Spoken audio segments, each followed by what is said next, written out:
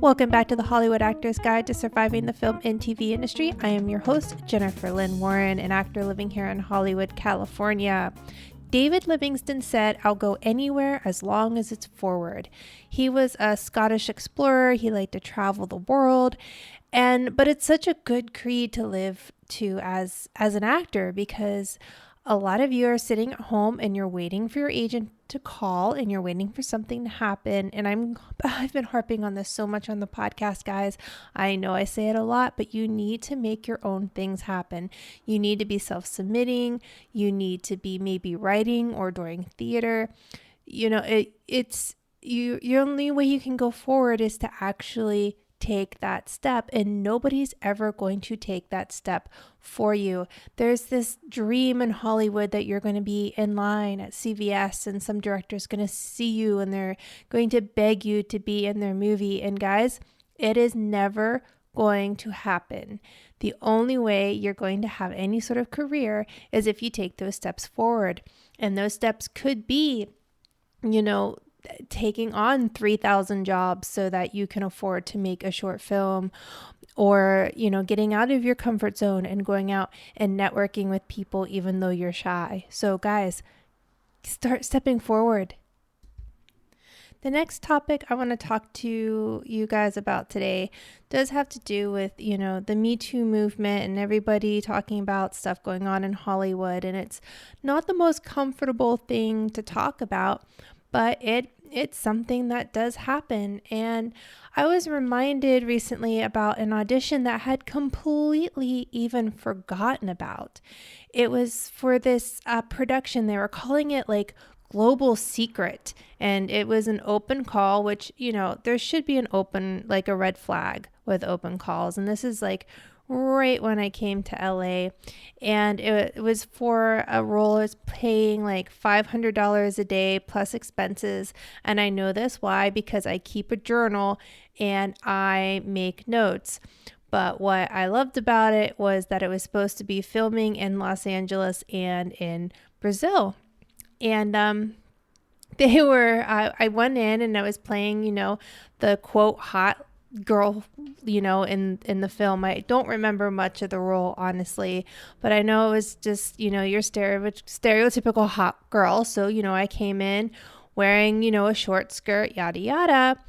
And they were, they were reading my resume and they saw that I had martial arts listed under my special skills. And so they asked if I could do like a jab cross and then do like a front kick for them. And, they were recording this audition. And of course, as an actor back in the day, especially when I was more naive, I just wanted to please whoever was in the room. So of course I gave him a jab cross front kick in a short skirt. And it wasn't even until I left the audition that it even occurred to me that I had just, done a front kick and a short skirt, towards like, oh, sorry, that's Los Angeles is loud, towards this camera. And you don't even think about it because you're in the audition and you're just trying to do whatever it is to make them happy. And I had written in my notes in my journal, quote, guy on couch said, quote, and she's a cutie. And, I had taken that as a positive, thinking like, oh, they think like I'm really cute. That's got to be like a really good thing. But looking back on it now, you should not say about an actress in an audition, she's a cutie. It's condescending, and it's not the best thing you can say about somebody. But in the moment, as an actor, we are so starving for any sort of positive feedback in the room that will take almost anything. So I just wanted to bring this up because, especially women, but guys too, we're coming out and we're talking about things that have happened in the room, and everyone's like, well, why didn't you say something at the time? And honestly, I had even completely forgotten about this audition until I went back and looked through my notes. And so it says a lot about the actor's brain when we're performing and we're in these situations where we're just trying to make somebody else happy, and it's so easy to get blindsided. And the best thing we can do is just be aware and take control of the room. We've talked about that before, and not be that desperate actor who will just do anything and whatever it takes in the moment, to just really know that your self-worth is worth more than $500 and a trip to Brazil. Oh, I didn't book it, by the way. So finally today, we're going to talk about commercial auditions again. I get a lot of good feedback from my commercial stuff. So the thing about commercial auditions is that they must be really real these days. And the best advice I got was from a casting director. Her name is Danielle Eskenaski. I believe I'm saying her name right. Really fun. She does teach a class actually, and it is a real class. She doesn't let you, she actually gives you feedback and direction, and she actually teaches you. And she said, everything has to be really real, and it has to be like talking to a friend. So a great way to break down your commercial copy when you get it, your commercial audition, is to really, picture somebody in your life that could actually use this information, or use this product. And really picture them when you're doing the audition, and picture this friend that actually needs it, because, then it's going to be easy to feel like you're actually having a real conversation.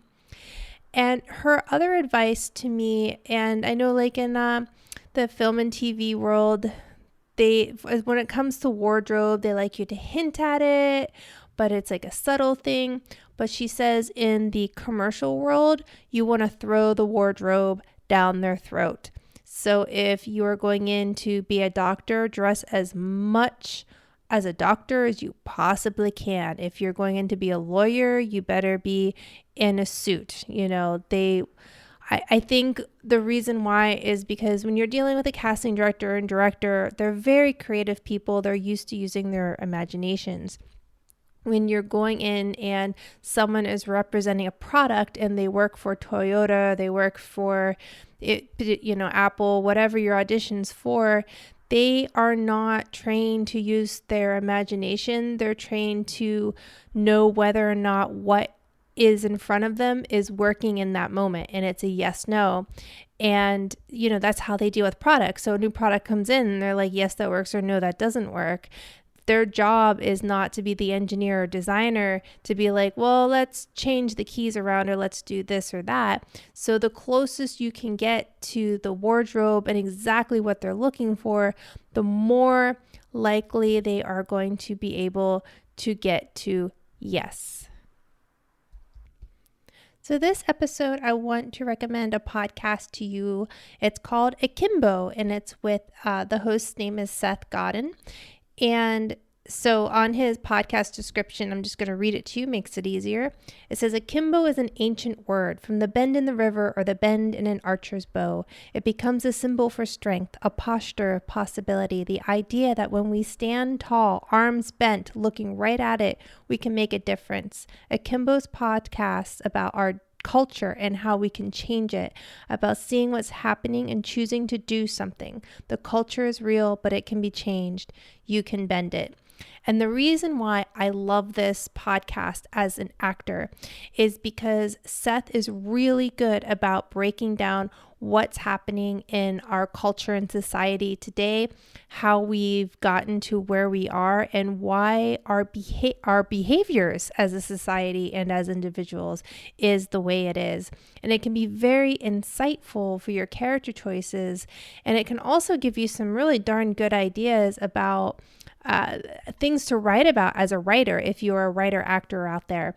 And so I really recommend it. It's Akimbo, Akimbo. All right, guys, that's it. Thank you so much for listening. I really appreciate you. If you get a chance to rate and review the podcast, I would super appreciate it. So break a leg out there, guys, and remember, you are not alone.